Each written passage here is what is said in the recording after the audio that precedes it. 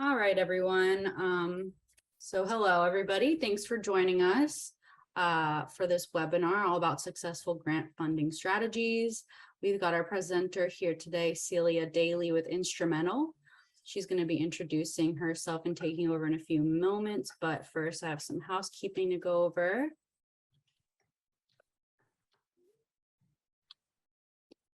So I wanted to let everybody know this webinar is being recorded and all of the slides will be sent to you later today. So don't worry if you're taking notes, you'll have the slides to reference back on. Also, don't feel shy in the chat. So Celia is going to be asking questions and you'll have a chance to ask questions. I'm going to be keeping an eye out on the chat for the Q&A at the end. Also want to call out that we do have our past webinars collected on achieve.com/webinars. So definitely take a look at those, see if there are any topics of interest. And that's all for me. So I'm going to hand it over to Celia now and we'll get started. Awesome. Hey, everyone. I'm going to go ahead and share my slides. As we kind of get into it, I would love to hear from you all just a little bit on who you are and kind of what brings you in here today, maybe what your organization is, kind of what you work on, and just sort of what's top of mind when it comes to challenges related to prospecting. Grant prospecting can be, is definitely the first step in a long battle. And so just kind of understanding where everyone is at is helpful. That way I will kind of focus on the stuff that maybe you all are looking to understand better, and we can sort of gloss over things that maybe people already know. So definitely share in the chat as we get going here. I would love to just kind of hear from each of you. So I'm going to go ahead and get started. I'll keep my eye out on that chat. Would love to say hello to each of you. So this is how to find good fit funders in under 60 minutes. This is a special workshop just for Achieve causes. So I'm really glad to have all of you here. As Sarah mentioned, this is being recorded and the slides will be shared with you. So you'll definitely be able to keep your eyes out for that. A little bit about me, since I'm asking other people to share about themselves. A little bit about me. I am Celia. I lead partnerships here at Instrumentl, and that also means I lead special webinars like this one, so as well as sort of a regular oh, am I what am I sharing? Hold on one second, everyone, because it sounds like maybe I'm not sharing quite what I want to be sharing. 1 second. Here we go. Can you see me okay? Yeah, we see the presentation. Awesome. Thank you so much. Just want to make sure. Okay, great. So if you're not familiar with Instrumentl, we are sort of the institutional fundraising platform. We bring grant prospecting, tracking, and management all into kind of one platform. So what that means is that over sort of the years that we've been doing this, we've learned a lot about what is sort of top of mind for the folks that we serve. And so that's what we're going to talk about today a little bit, is how can we find good fit funders for our organizations. If you stick with me to the end, I'm also going to walk everyone through how to set up their own grant search on Instrumentl for free. So it's totally free. And then you can leave today with a full list of good fit grant funders that you can either keep working on the platform with, or that you can sort of take off platform and continue working on your own time. And that's all free. So you'll definitely want to stick with me to the end. But as we get into this, I would love to know if any of this resonates with you. Again, would love to sort of see you drop something in the chat or hit one of those emoji buttons on the webinar. Just kind of understand if any of this resonates with you. But maybe you are feeling a little ill prepared in your organization's ability to consistently find good fit funders and apply for grants, or maybe you're feeling a little overwhelmed by sort of the list of to-dos, all the things that you need to do when it comes to grant writing, right? And maybe if that's not you, maybe you kind of feel writer's block. Maybe you're sitting down at the computer, you're sort of ready to go. And as much as you want to write, you're having a hard time kind of coming up with like where to start and where to kind of focus on. And whatever it is, you're not alone, right? Other people have felt like this before. There's plenty of other folks out there, and there are ways to kind of get past it. But what's important to remember in all of this is that you may be asking the question kind of, are grants worth the effort? And what's important to remember is, yeah, they're absolutely worth it. There are more than 87,000 grant opportunities out there. We have 12,000 alone on Instrumentl, and we're adding a couple hundred a week. So it just kind of goes to show you that at a macro level, there is tons of opportunity, regardless of, what kind of project specifically you're working on. I do kind of hear from people often that they struggle to kind of expand their search, maybe beyond the kind of local opportunities that they're used to. And it's a continuous and sort of build that continually continually growing list of opportunities that really help your organization be sustainable in the long term. So yeah. Something else to note really quick is that it's been a rough couple years. We know that following from this, what this means is that nonprofits, maybe you're one of them, are kind of feeling a little bit of a pinch, right? So in 2021, employees expected costs to be cut at nonprofits. We also saw a drop in individual giving campaigns. But with all of this, there was a boost in foundation giving. And this is important because it really underpins the need to have a diverse funding strategy. So whether you're kind of new to grants or you're just new to thinking about grants as a way to diversify, this is really a great place to start. So thank you for being here. So what are we going to cover? Well, over the next, half hour or so, 40 minutes or so, I'm going to explore some helpful ways to really think about a problem that a lot of you face, right? And we're going to start with, why are grants so powerful? Again, drop in the chat if you're really familiar with this, because I would love to gloss over anything that you all already know and really focus on what's going to be most beneficial. So I haven't actually heard from anybody in the chat yet, so definitely drop that in. And that way we can kind of focus on the good stuff here. But so we'll talk about why grants are so powerful. We'll talk about what prospect research even is.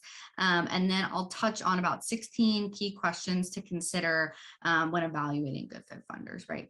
And then I'll share along the way some tips on how to kind of prepare your organization for success. And we'll wrap it all up with how you can find those good fit funders using Instrumentl. Of course, there are plenty of other ways to find good fit funders as well, and we will definitely go over those as well. So that is where we're going today. And you'll want to stick with me. We do have a freebie at the end for anyone who sticks with us, which is a 40-page guide that we have on sort of how to think about prospect research and get that moving a little faster. All right, so why are grants so powerful? I will zoom through this, I think, unless anyone is like, please slow down. So the first reason that grants are powerful is because they offer really a broad set of funding opportunities, right? So whether you're looking for really broad kind of generic funding, like general operating expenses, or maybe you want something more specific. So I was talking to someone the other day, they run a Meals on Wheels program.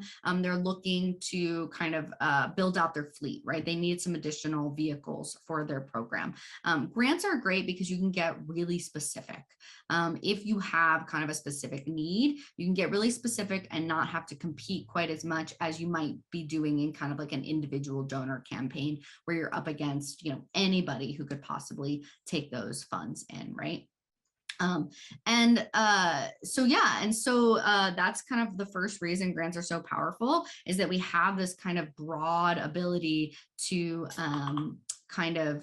broad ability for potential funding, right? All right. The next reason that grants are so powerful is that they the dollars are out there, right? So as opposed to, again, some of those individual giving campaigns, the dollars are out there. There is a rule. I don't know if any of you are familiar with it. Would love to hear in the chat if any of you are familiar with this, but there is a rule out there, the minimum distribution rule, that requires foundations to give about 5% of their net assets every year, right?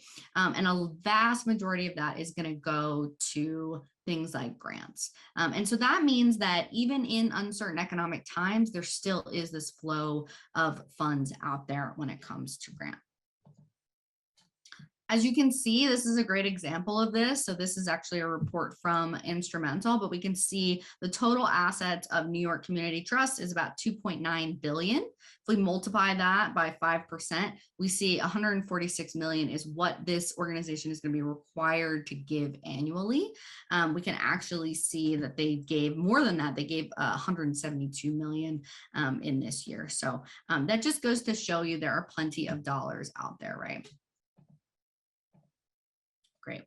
Another reason that grants are so powerful, you might be saying, okay, great, that's 1 year. But another reason that grants are so powerful is that foundations are actually super consistent in their giving as well, right? So one thing I've seen inside Instrumentl over and over is there are multiple year horizons where they're funding repeat grantees, right?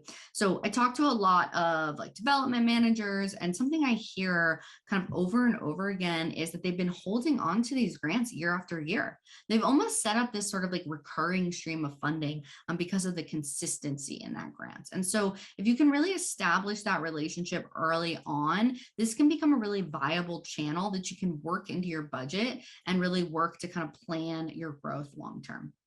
I also noticed that when they establish a relationship with you, they'd love to continue that relationship, right? So we want to tap into that as much as possible. And that kind of takes me to the next point, which is the other thing I love about grants, and it's that they can be systematized, right? There is a sort of clear path when it comes to a grant proposal that you can recreate. You can even kind of break it down into a system where you can sort of delegate certain tasks. So if you've got volunteers, or maybe you have high turnover at your organization, you can kind of give chunks of the process to others in order to kind of focus your energy maybe on some of the more like higher value activities.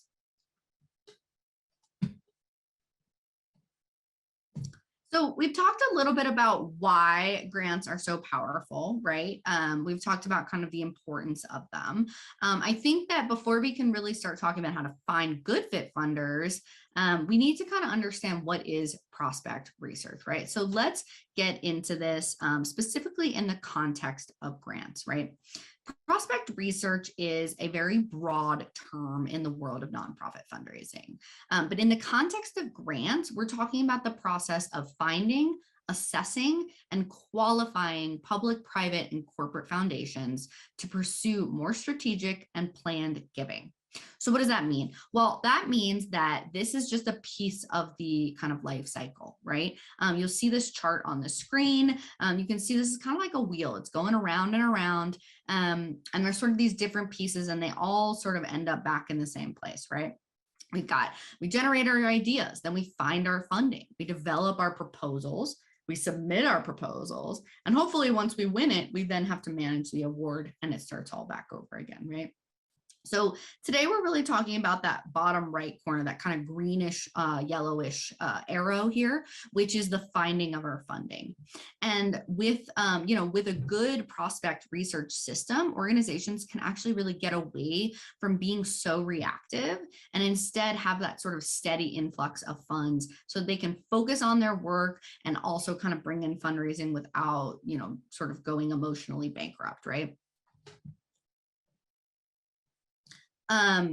The other reason that prospect research is so important is related to this quote. So essentially, I'm not going to read the whole thing. You can read the whole thing if you want to, but 40% of donors in a recent study actually admitted that they could give more than they currently are. So I want you to think about prospect research as a way to move givers up into sort of a higher a higher capacity of giving, right? We want to take them from being from giving a small amount to being able to give more. And that means kind of turning over the rocks, right?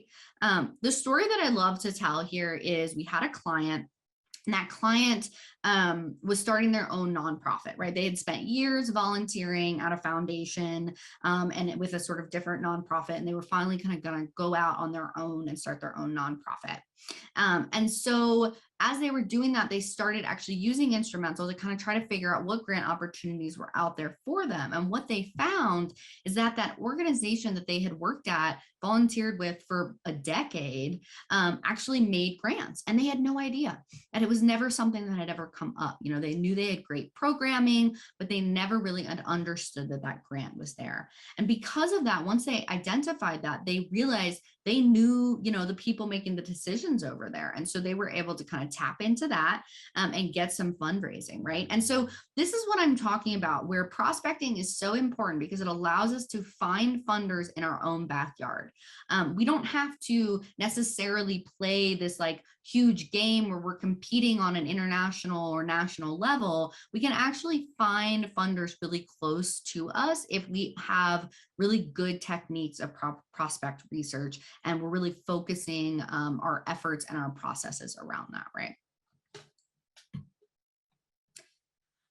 Okay, so, you know, that's great, right? We know we need to prospect. The next piece is that we have to ask ourselves, you know, what information is available? What do we need?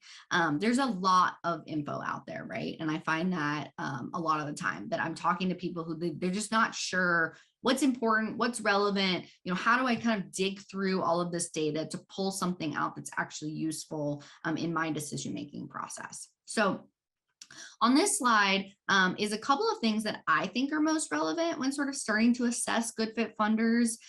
You know, the first thing I want to say here is that this isn't always relevant for everyone. It's going to be a bit of a process. You're going to need to kind of think about, you know, what is actually important to your organization, but I think this is a good place to start. And so I'm going to share it with you all. So the first thing here is key stats on assets and giving patterns. So we talked about that 5% minimum distribution rule just a second ago, and we looked at assets when we were talking about that, but we can also look at that potentially over a longer time horizon. So, you know, a couple of years, right? And we want to get a clearer trend line of kind of what is this organization doing? A great way to do that is to check into IRS 990 forms. That's really going to give us a sense of like, you know, is this funder giving the same amount every year? Is it decreasing? Are they sort of running out of money or are they increasing? And so this is definitely, you know, an organization that I want to build a long-term relationship with. On that same kind of theme of building relationships, we also want to look at things like the names of key people. We want to figure out, do we know anybody who knows them? Do we know them? Back to my example about the client that we had who was starting her own nonprofit and sort of found that she had that relationship. Whenever we can have those warm intros, we're going to be doing a little bit better, right? So we want to think about, you know, do we know anybody? One of my favorite sort of my tip to give you is, you know, pull that list of key people and send it to your board, send it to your employees, send it to any of your stakeholders and say, you know, do you know anybody here? And sort of work on those warm intros. We also want to look at giving trends and cycles over the years. Again, whenever we can sort of see a trend line, so we can look at multiple years and see how is this organization sort of trending over time, we're going to get a much better picture of that organization and how likely it is that that organization is going to fund us. And that's really going to allow us to prioritize our efforts. You know, I think everyone here is a little bit short on time, you know, maybe some of you have a lot of extra free time, but I think all of us wish we could get a little bit more time back. So being able to understand, is this a good fit, is important. And I think that when working on this, you know, some of the things we want to look at is who are the past grantees? do I see myself reflected, or do I see my organization reflected in any of the missions of the past grantees? And what projects specifically were funded? You know, that kind of goes back to that sort of broad funding types, right? You know, are they funding general operating expenses, or do they only fund, you know, program development? That's going to be important, because that's going to help you kind of think, okay, well, you know, what kind of proposal do I want to write, and is this the right fit for me? Beyond that, we want to think about geographic location. Do I see my organization reflected in sort of the type or sort of the location that this funder is focused on? So if you're in Texas, but a foundation you're looking at, it really is focused on California, you might just want to kind of prioritize that accordingly. That may just not become sort of a top priority there. And then the final thing we want to think about is overall grant eligibility, right? So in prospecting, we're going to get a lot of information on what the foundation or the funder is prioritizing in terms of their mission and their impact. And we want to think about how we might align with that, right? So those are just a couple of things to think about as you get more familiar with grants, or, you know, you sort of do this over and over again. I think you'll sort of start to see what are the areas that you really want to focus on. We're going to go through Instrumentl here at the end, but I always recommend that people get in there and poke around. Sometimes it kind of helps just, I don't know, spark some ideas on sort of what are some things that we want to think about there. Okay, so I'm going to just kind of zoom through this. This is just an example of kind of like some of the data that's in Instrumentl and how this kind of helps us see a little bit clearly kind of what our funders are interested in. All right, I'm now going to go through kind of 16 questions. So we've talked about how grants can help you. We've talked about sort of why we need to put prospecting system in place. But like I said, there are so many things out there. And so we really have to ask ourselves, like, how are we saving time and energy and focusing on those which are going to give us the greatest ROI, right? So I'm going to go through some key questions here that I suggest you think about as you kind of qualify opportunities in grant makers.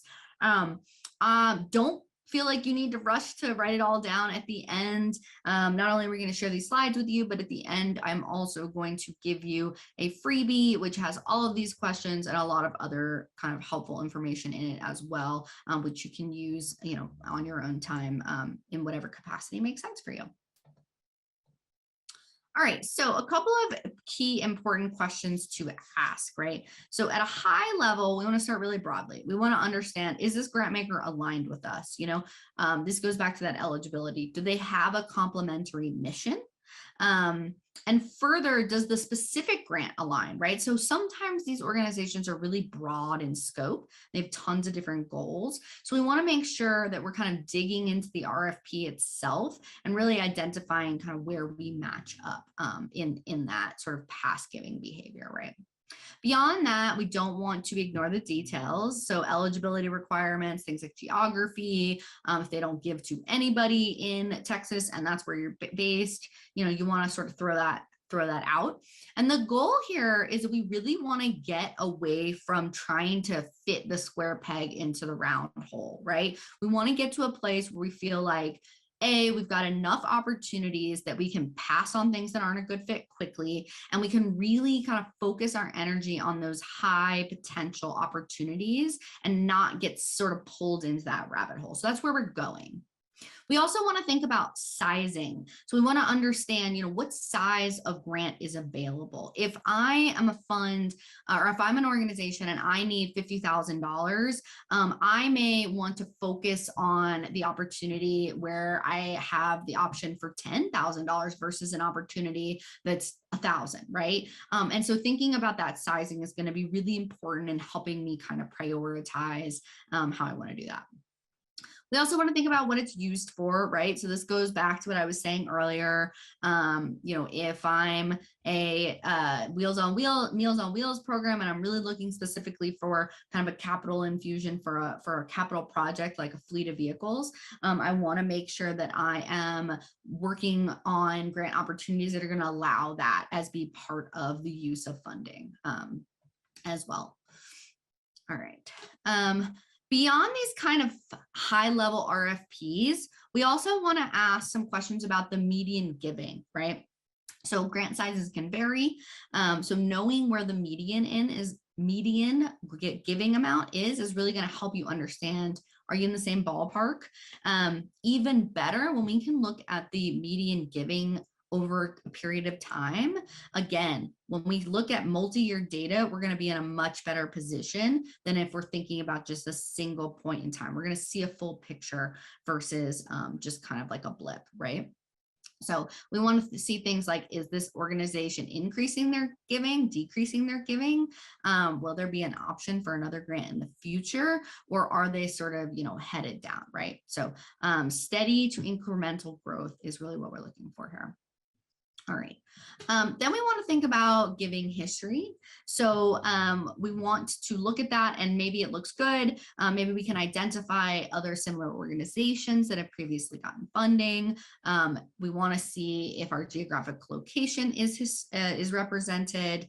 But essentially, if I can't find a similar past pattern of giving, we can probably find a better fit funder. And that's what I'm talking about. We're going to really get in the habit of cutting things out quickly, not forcing a bad fit, not spending a bunch of organization time and resources on writing a proposal that's not a good fit. We want to just kind of move on and find the next thing.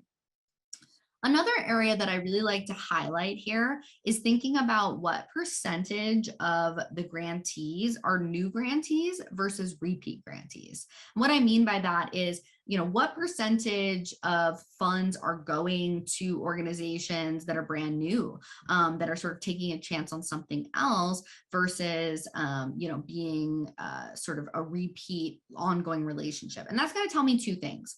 First, it's going to tell me, if I do get in, if I do sort of, get this grant, get this award, do I have the option, or is it likely that I can count on these funds year over year?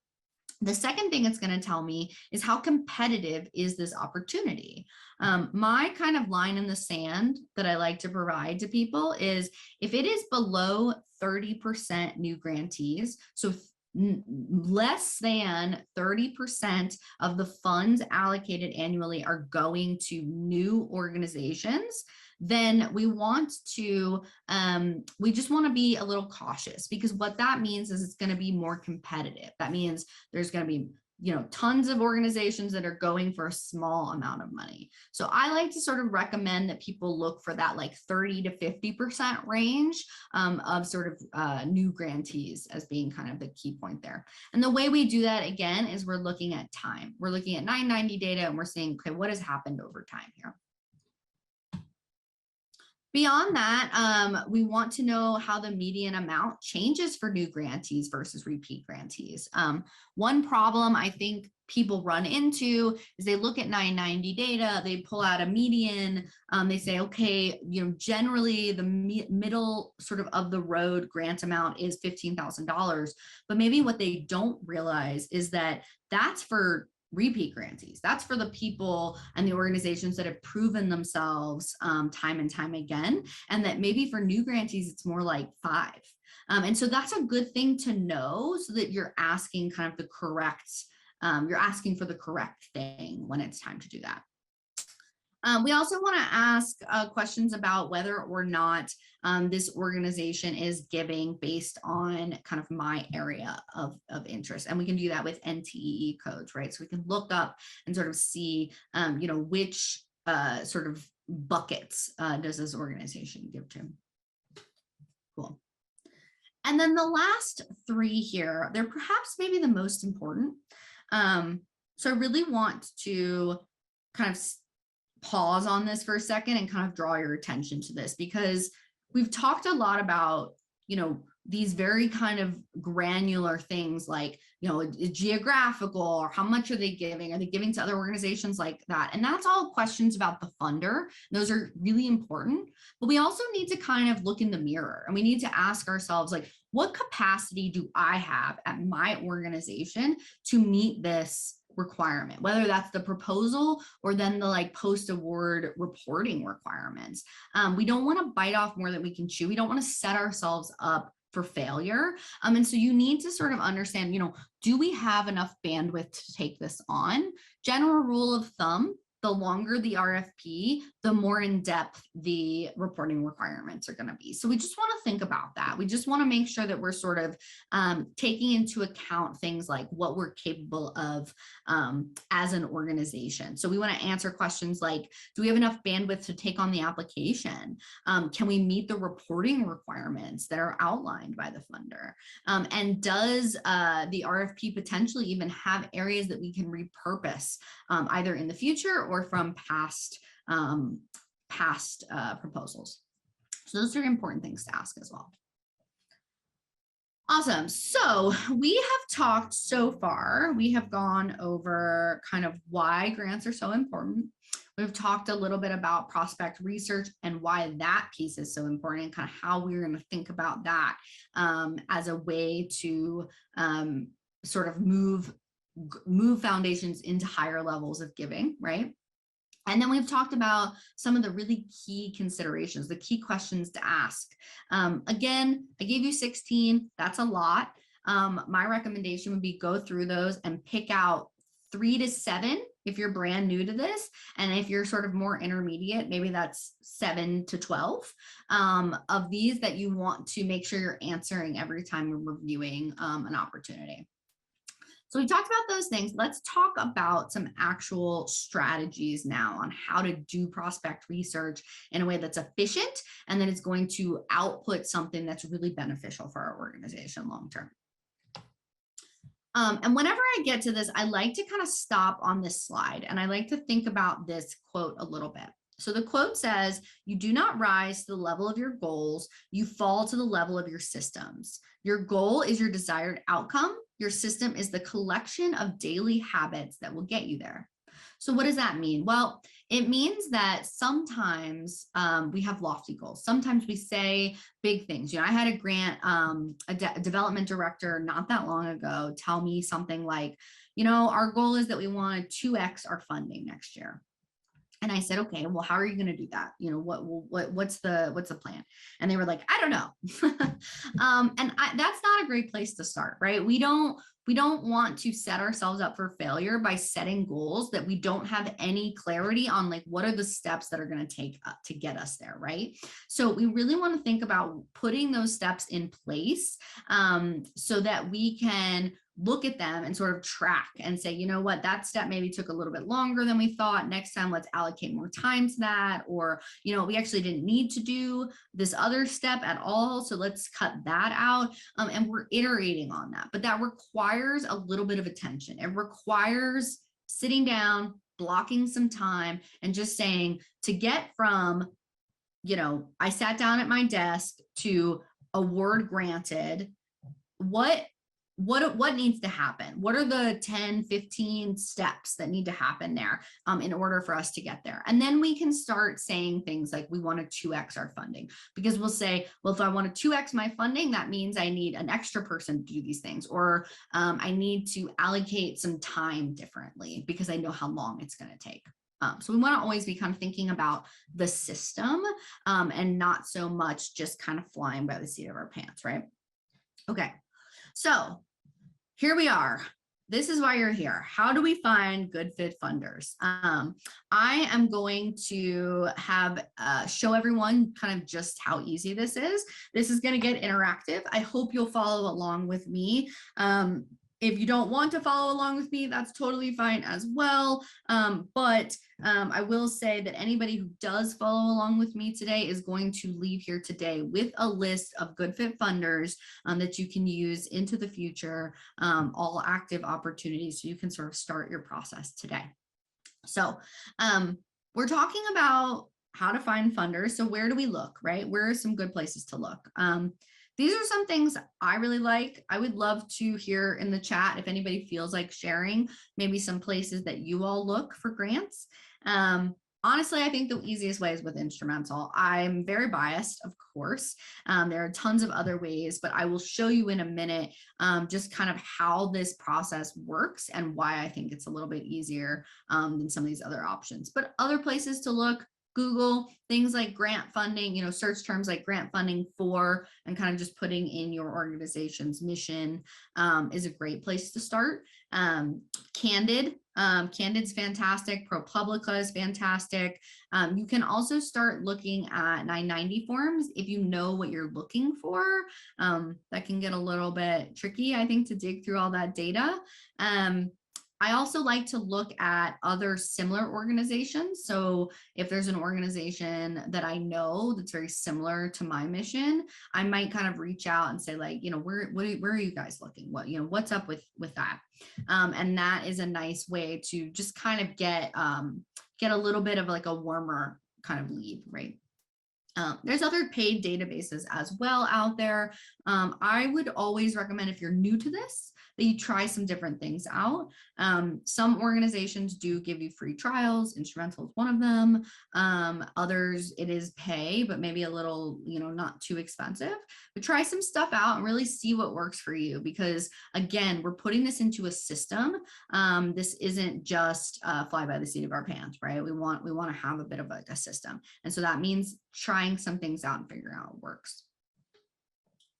All right, so a little bit about Instrumentl, just to give you some lay of the land here. So we have grant prospecting, tracking, and management all in one place, right? So this is all about efficiency. We are really eliminating the need to sort of switch back and forth between tools and spreadsheets and maybe lose information, or I didn't hyperlink that thing and now I can never find it again. We are working on getting rid of all of that extra work. It also only includes active opportunities. So if you've done a lot of this searching, that kind of pain point of like finally find a great funder, only to find out that the opportunity is closed and you can't apply to it. And so it's only active on the Instrumentl site, right? We also have a unique matching algorithm. So once you set up your project, and that's what I'm going to kind of talk us through here in a minute, this is like having a personal assistant always working for you. So it's going to be running in the background. It's going to be sending you new opportunities weekly. So, one of the ways I've seen this be used really successfully is folks that have a kind of diverse fundraising strategy will have these sort of sprints, right? So then maybe they'll spend a week really digging into Instrumentl, setting up their project in a way that's really kind of dialed in. And then from there, they just kind of leave that alone and they go into kind of individual donor campaigns. And when they come back to it, they've got a full list of active opportunities that are good fits that they can quickly knock out, right? And so it's a nice way to sort of have something working for you in the background. And all of this boils down to saving 3 hours a week on average. People we work with save 3 hours a week on their grant prospecting, and they increase the output of their applications by about 78% in the first year. So just something to think about. No pressure at all here. What we are going to go through today, I am offering everyone a free trial of our standard plan. This is actually not our basic plan. And so this has a couple extra features that we've launched recently. And so it's a really good opportunity if you've been thinking about Instrumentl to kind of follow along with me here. But again, no pressure. So I'm going to show you just how easy this is. I am dropping a link in the chat. You all haven't been super interactive, so I'm just going to kind of go through this. If I'm going too fast, please jump in. I would love to hear from you. I don't want to kind of stress anybody out here, but I am going to go ahead and kind of walk us through how do we set up a project. And this is what's going to allow us to leave today with that list of good fit funders that you can use. You can export it if you decide after 14 days you don't really want to use Instrumentl. You can export it and take it with you and do whatever you want with it. So go ahead and click that link in the chat there. And then I am going to kind of walk us through what this looks like. So the link in the chat is going to end up on a page that looks like this. So I'm going to enter my information. Something to note here is that Instrumentl is really going to be best for folks that are US-based 501c3s that have an annual budget of over 90K or are consultants, which means you're working with lots of folks, right? And the reason for that is just that's where we found the majority of the opportunities. So if that is you, definitely follow along with me. But I'm going to make up some stuff here. I'm going to tell them my operating revenue is between 200 and $1 million. And I do have a fiscal sponsorship. So I'm going to hit yes. I'm gonna hit next, sorry. And it's gonna take me to a page that looks like this. Yeah, cool. Great. So you can click on that link. If you have any questions, drop it in the chat. Right now, I don't think I'm seeing anybody pop up. So maybe Sarah too, if you see it pop up, you can drop it to me just so that I don't miss it. But essentially, once you click on this and you go through that initial part, you're going to see this schedule a strategy consult. Go ahead and do this. Get the most out of your 14 days. These are our team experts that are going to help you set up the most optimal project so that you get the most out of your 14 days. You know, if you're already going through this with me, you might as well get as much out of it as you can. And this is a free call with someone who looks at grants all day long, right? So set that up. I'm going to skip it just so that we can kind of keep moving, but go ahead. And then I'm going to enter some of my information here about kind of where I'm located. You can go ahead and figure this stuff out. I am in Colorado. I'm in Denver, Colorado. And I tell them my fiscal year. Yeah. And then once we get to this section, this like number 2 here, this is where I'm going to sort of slow down a little bit here so that you all can catch up with me. But projects are essentially going to be like the thing that you're fundraising for. So in my example that I've been using throughout, if I am looking for a fleet of vehicles for a new Meals on Wheels project, I might do a fleet of vehicles, right? And then I'm going to say a little bit about what type of application I am. This is going to help the algorithm really find the right fits for me. If I'm faith-based, I don't know if there's any faith-based organizations out there. If you are, you can hit yes, and it's going to ask you a couple of additional questions. They're pretty self-explanatory. The only thing I'll note is leave faith-based and secular on. Because you're just going to cast a little bit of a wider net. You're going to find more opportunities that way. So, cool. And I am not faith-based for this example, so I'm just going to hit no, but I'm follow me through. And then this section, project details, is perhaps the most important. This is really what's going to help us with that algorithm. So I'm going to tell them that I'm inside the US. Even if I am national in scope, I'm going to pick out specific locations that I serve. Most grants are going to be listed by location, even if they're national. So, and this applies outside of Instrumentl. If you're looking at grant opportunities and you are national in scope, you may find that you have a little bit better success locating opportunities when you get specific. So let's say you're national, but you do a lot of work in Florida. You want to make sure that you're sort of searching for Florida-based grants, because most grant makers are actually including that kind of level of detail in what they're doing. But I am sort of specific to an area. So I'm going to say I'm in Colorado. I'm everywhere in Colorado. I'm going to click a couple of these counties that are around me here. I'm in Jefferson County. Great. And I'm going to hit confirm. So this is basically where I'm based. And then in fields of work, we're really going for like 3 to 7 here. I would hit browse all and kind of look through this and pick some stuff out here. But we want to kind of think about some of the stuff that maybe we're working with, right? So for example, for this example on a fleet, I'm going to say community services, right? I might also search for food and see food access. Yes, food delivery. Yep. Cool. Food security. And let's see, community, maybe community development and revitalization. Okay, so now I've got 5 fields of work. I'm going to hit go. I don't need grants for agricultural producers. Not really what I'm doing. I like to set a floor. So I like to say 1,000. I just find that anything under 1,000 is not really worth a ton of my time. And then this is where I'm going to tell it what I need money for. So I'm definitely saying capital project, right? Because I do need some of that. But also general operating expense is always great. And I think that we could call a fleet of vehicles probably capacity building as well. If you're ever unclear, you can just hover. It'll tell you what this means. Then I'm going to hit save and exit. And so here I am. I'm not entering anybody on my team right now, but you can of course do that. And here I am, I end up here. And now I can see I've got 59 foundation grants that are a good fit for my organization, right? So I'm gonna hit let's go. And I can sort of, not more than 59. I don't know why that says that, 110 actually.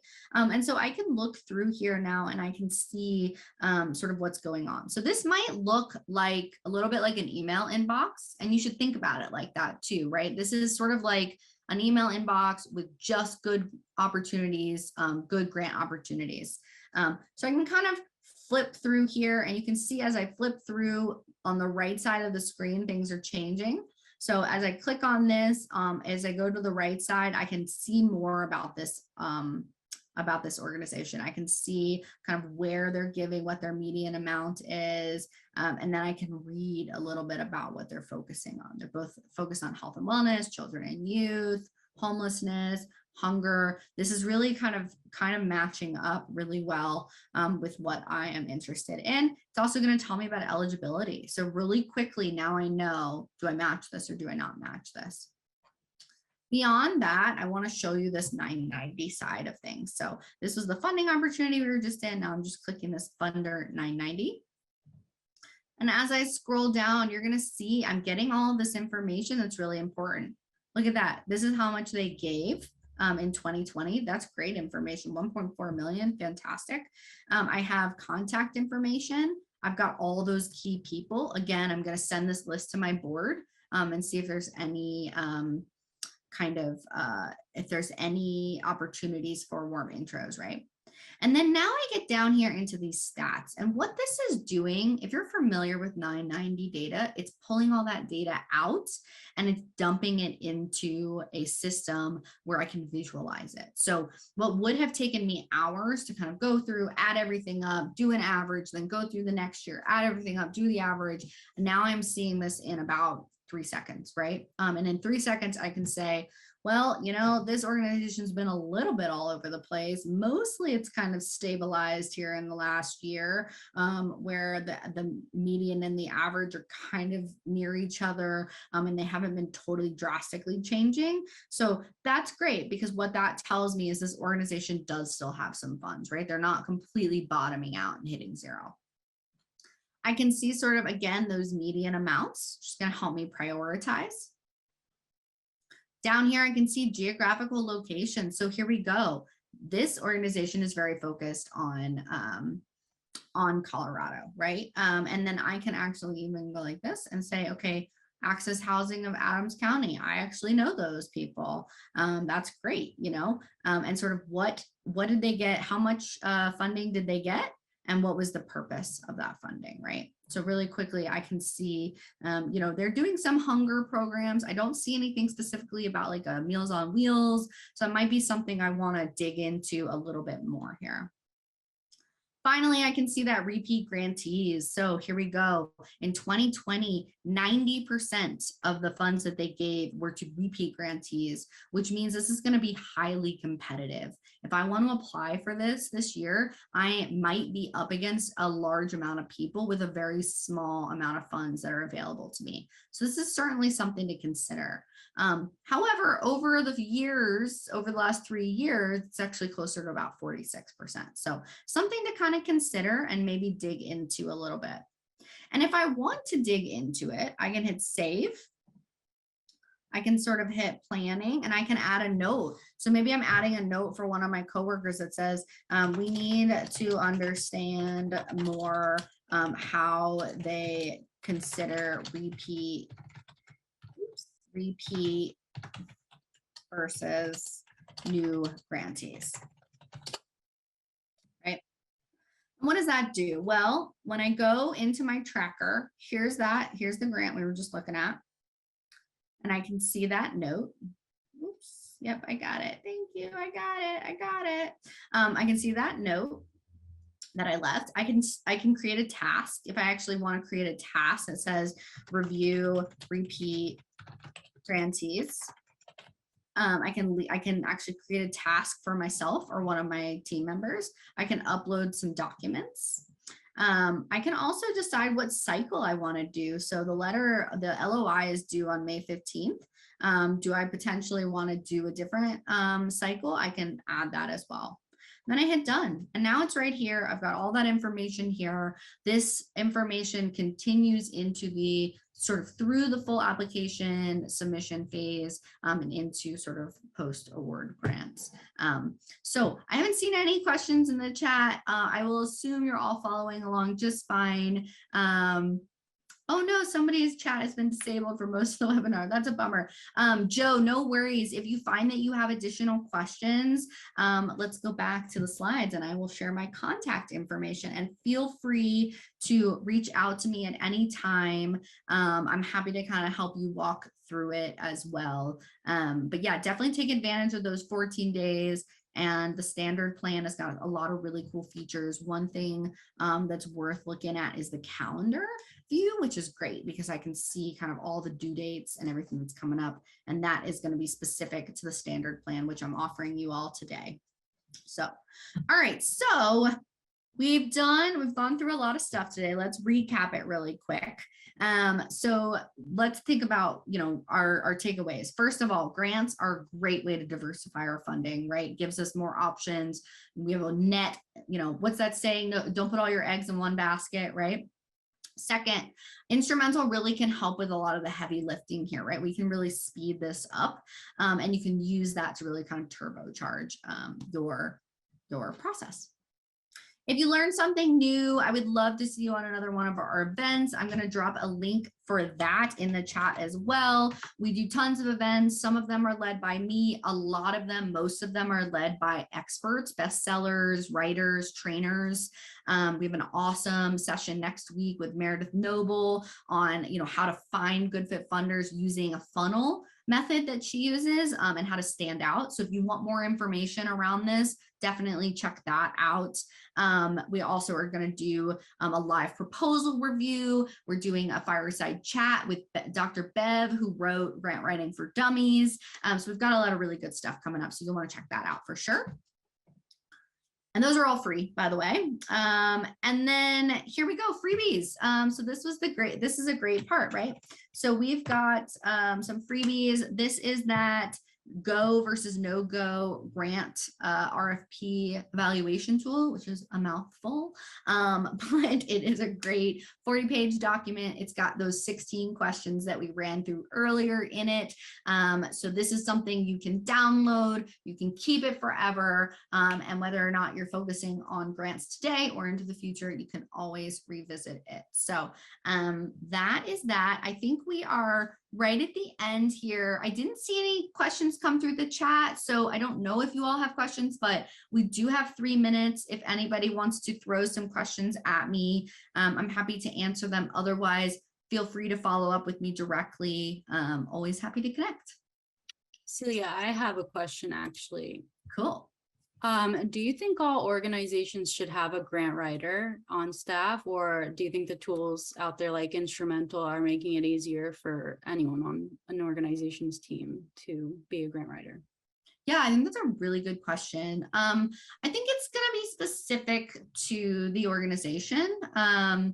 There are certainly tools out there that make this easy, and I think that Instrumentl or not Instrumentl, there is a movement happening in the nonprofit space where we're getting to a place where we're sort of saying, you know what, nonprofits are also deserving of technology that makes life easier. And so there's tons of tools out there that can do that. I think that if you are an organization that depends really heavily on grant funding, if you're doing, multiple a month, it probably makes sense to have somebody dedicated to that. But if it's, 1, 2 a year, I think that you can absolutely use tools like Instrumentl or other tools to kind of get that done as well. Looks like Amy Carroll has a question here. If we can't afford a tool like yours, would you think a spreadsheet answering all the questions for potential funders, what you suggested, would be helpful? Yeah, so Amy, definitely go to that freebie link that I sent. I'll drop it again. Oops, I'm sorry, that was not what I meant to drop. There we go.